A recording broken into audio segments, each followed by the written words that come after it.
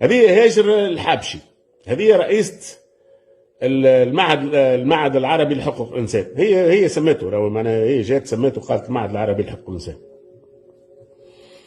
الكرب اللي كاين هكا، المناظر كيف هكا ولاو برشا. الكرب اللي كاين هكا، المناظر كيف هكا ولاو برشا. هاو بتاع الهلال الاحمر، هاو بتاع منظمه حقوق الحيوان، ومعناها ولاو برشا. الشلايك هذوما ولاو برشا في بلادنا. الشلايك هذوما ولاو برشا في بلادنا. توا كما تراوش معنا باش نشوفوا مصالح نتاع الدوله وجهات اخرى مدنيه معناها غير حامله السلاح مورطه في الناس هذوما، معناها باش تعرفوا معناها البنيه بنات حجره حجره. وتو نشوفوا من بعد شكون اللي وراها الحكايه هذه. باهي لا العكس على هذه. باهي اسمعوا مليح الواحد. وجزءا من الحل لا العكس. على هذه الأرضية يلتقي حقوقيون ونشطاء في المجتمع المدني وغيرهم في فعاليات الندوة الختامية لمشروع الهجرة الكريمة من أجل التنمية في تونس، والتي تهدف إلى وضع قضايا الهجرة على الأجندة السياسية للحكومة والتفكير بالالتزامات الدولية لحماية المهاجرين، علاوة على النظر إلى هذه القضايا من زوايا حقوقية تضمن إدماج اللاجئين والمهاجرين في الحياة الاقتصادية. أغلب هذه الإنتاجات هو مطالبة بالإدماج الاقتصادي للاجئين والمهاجرين في سوق الشغل، ومن هنا جاءت فكرة إعداد قراءة جديدة للإطار التشريعي الوطني الخاص بالتشغيل للنظر معا في إمكانيات إدماج المهاجرين، حيث اليوم أصبحت ضرورة وملحة يطالب بها سوق الشغل. ويتعزز التفكير في إطار قانوني للعمالة الأجنبية في تونس، سيما بعد كشف تقرير المعهد العربي لرؤساء المؤسسات عن أنه ثمة 86 ألف وظيفة شاغرة في قطاعات الخدمات والبناء والفلاحة، وجود نوعا من المنافسة غير الشريفة بين المؤسسات في ذات الخصوص. ثم أكثر من 86 ألف وظيفة شاغرة معناها في المؤسسات التونسية، وهذا يخلي أنه العديد من المؤسسات ممكن أنها تلتجئ وتكون في منافسة مع شركات أخرى اللي توظف معناها المهاجرين وإلا العمال بطريقة غير قانونية.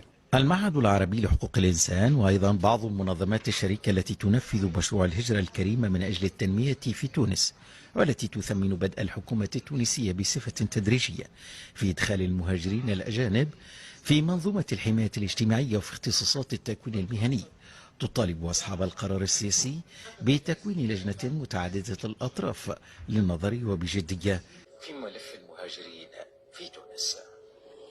باهي شوفوا توا الإجابة اللي أنا شفتها الأفضل. جابونا المهندسين ولا جابونا الطب ولا في باليش، وباراليلمون في نفس الوقت سويسرا تحل والسويد والنرويج توا وايطاليا وفرنسا باش يهزوا اولاد اللي متكونين ويجيبوا لنا عباد مش متكونه تكونها من الدوله غراتويتمون على حساب الكونتريبيوابل اللي هما نحن، ويخدموهم عندهم اسبقيه حلهم 86 الف بوست، 86 الف بوست واحنا دكاتره معطلين قاعدين تحت الحيوط.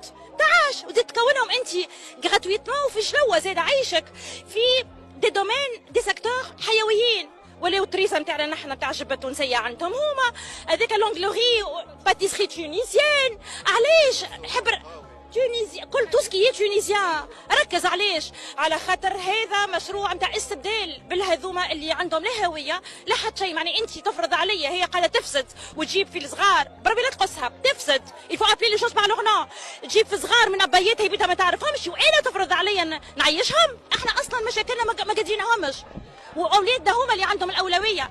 انا كي اولادنا احنا توانسه يلقاو روحهم مذامين في البلاد باش يمشي يحرق باش يرمي روحه للموت، وميم طو هما يجيو يلقاو رواحهم مبجلين. دايوغ اللي كانوا كل باش يحرقوا قالك ما عادش حارقين، قالك النعيم اللي لاقينه هنا ما لقاوش حتى بلاصه. ونزيدك اكثر جماعتهم اللي في اللوغوب وبوراقهم باش يجيو لتونس، قالك حتى في اللوغوب شيء هذا ما نحلموش به. شنو هذا؟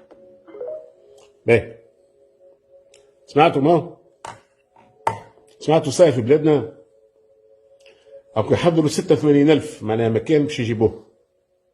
هذه البداية. توا ولات تونس فيها 86,000 مكان شاغر. شكون اللي صاحبت التقرير في التلفزة اللاوطنية؟ في التلفزة اللاوطنية اللي تعدي في التقارير هذه وما تعديش في الاعتداءات اللي قاعدة تصير على التوانسة من طرف الأفارقة جنوب الصحراء. اللي تم اغتصابهم واللي تم قتلهم واللي تم تعنيفهم واللي تم البركاج عليهم. هذه هاجر الحابشي، هذه رئيسة المعهد العربي لحقوق الانسان، هي سمته، راهو معناها هي جات سمته قالت المعهد العربي لحقوق الانسان. الكرب اللي كاين هكا، المناظر كيف هكا ولاو برشا، هاو بتاع الهلال الاحمر، هاو بتاع منظمه حقوق الحيوان، ومعناها ولاو برشا. الشلايك هذوما ولاو برشا في بلادنا. وزيد التلفزه اللاوطنيه اللي تخلص من الضرائب نتاع المواطنين تعدي فيهم. المنظمه دي منين تجيب في الفلوس؟ تجيب في الفلوس من عند المؤسسات اللي حكينا عليها في السابق. فورد فاونديشن،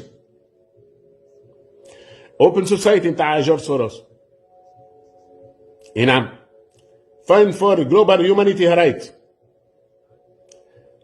هي هذوم هما معناها وغيرهم من الجمعيات. اي نعم. بطبيعه الحال المنظومه الامنيه القضائيه ما تتكلمش، ويسربوا معناها في التلفزه اللاوطنيه، في التلفزه اللاوطنيه يسربوا فيهم على اساس باش يقنعوا العبادي وفما 86,000 ويلزمنا احنا في حاجه للافاق جنوب الصحراء. الله لا تبارك لكم، الله لا تبارك لكم والله يهلككم.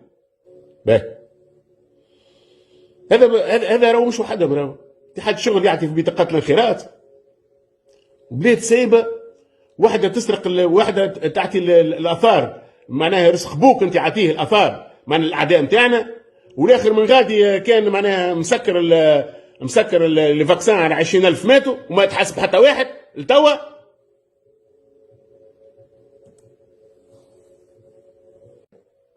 يجي نشوفوا توا المنظمات الغير حكوميه الاجنبيه اللي تنشط هنا في تونس، اللي هي عدد نتاعها 127.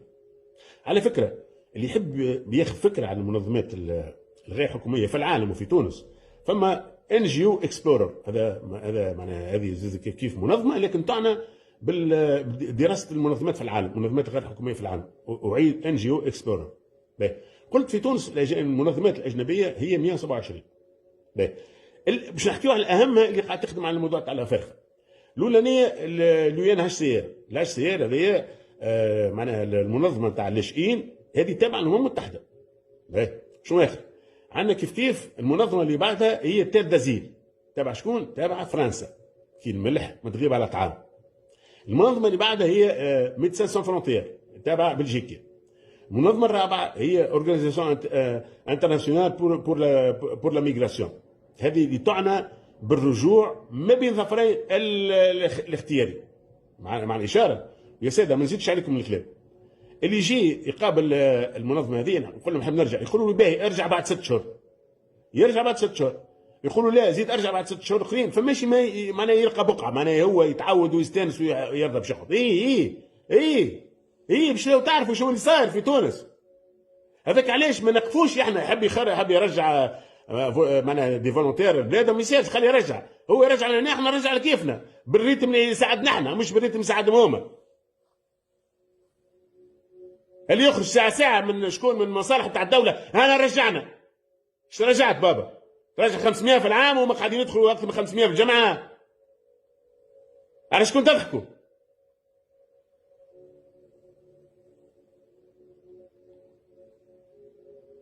باهي، يجي تو شوفوا شكون يمول فيه.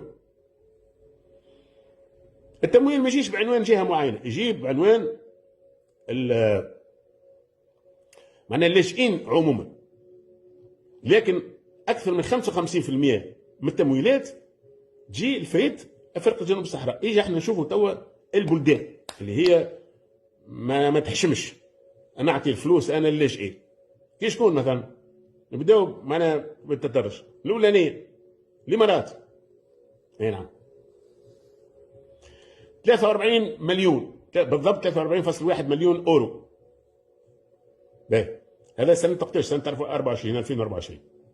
اللي بعدها من ناحية التدرج ايطاليا 54.2 مليون اورو. اللي بعدهم فرنسا 84.7 مليون اورو. اكو قلت لهم الشر تو ما نموت يبدوا في ايديهم. ايطاليا مسالة في اكثر من 3000 مليار اورو، وفرنسا مسالة في اكثر من 3500 مليار اورو، وهم يعطيوا فلوس باش تفهموا فهمت كيفاه؟ باهي وبعدهم شكون؟ من 43 و 54 و 84 البلدان الثلاثه نقزوا فجاه 425 مليون اورو. شكون؟ المانيا. اي نعم يا سيدي، المانيا هي راس القرطله. باهي انتم تذكروا الكلام اللي انا تحدثت على مليون جات عام 2022. الموضوع ما بداش عام 2022. الاتفاق مع السلطه السياسيه مع الرئيس تعمل بدايه من 2022. هذيك معناها النقطه اللي معناها كملوا بها السيكل كامل، الحلقه كامله. لكن قبل اخترقوا مصالح تاع الدوله، واخترقوا الجمعيات، واخترقوا المنظمات. كيفاش اخترقوها؟ المؤسسه الالمانيه يا سيدي 2000 كي تدخل تعمل معناها هذا مثبت تنجموا تثبتوا فيه. سنه 2015 المانيا او البوندستاغ معناها البرلمان الالماني عمل نقاش فيما يتعلق بالافارقه اللي قاعدين يجيو اوروبا، وحكى على موضوع محاوله توطين على مستوى تونس. علاش 2015؟ علاش مش قبل؟ من قبل يا ساده كانوا يخدموا مع المغرب، خدموا مع المغرب هكا بدات من الاول قبلت شويه، بدات تقلق وبدات تكثر عليها، قالت ستوب وقف. 2015 وقفت، داروا الالمان قالوا تو ننزل تونس. باهي تذكروا الكل معناها ما نصوركمش تنساو الكسكروت اللي كلاه السفير نتاع المانيا مع مهدي جمعه بعد ايامات لقيناها رئيس حكومه. باش تفهموا انتم الالمان يخدموا غرزه ميته. باهي في 2015 يا ساده كي قرر البوندستاغ البرلمان الالماني باش يخدم على تونس، صارت 2015 صارت الاحداث الارهابيه اللي نتاع سوسه ونتاع برد، اللي بالمناسبه مورطه فيها اطارات امنيه، والدوله تسترت على الموضوع هذا خاطر فضيحه، مش لمصلحتهم هما، خاطر فضيحه. نقزوا الناس هذوما. هما المساهمه نتاع الناس هذوما مش لفائدتهم هم، فائده جهات خارجيه، مش لفائده التوانسه. جهات تونسيه فائده خارجيه. قلت بعد العمليات الارهابيه نتاع سوسه نتاع برضه نقزت المانيا، جات قالت ايش نعمل معاكم، انا نعاونكم ونتعاونوا ونجيب لكم معلومات ونتعاونوا كذا. الجانب التونسي قال باهي داكور، ما نفش يقبل معناها دعم استخباراتي كذا. قال بيسالش شنو